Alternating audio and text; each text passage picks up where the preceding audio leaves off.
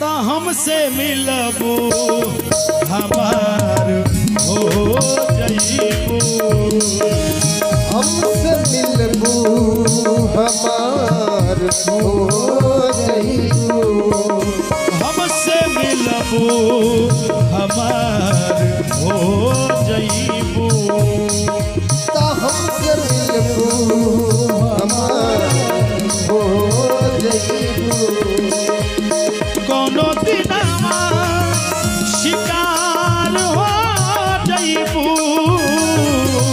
कोनो दिनमा शिकार हो जईबू। कोनो दिनमा शिकार हो जईबू।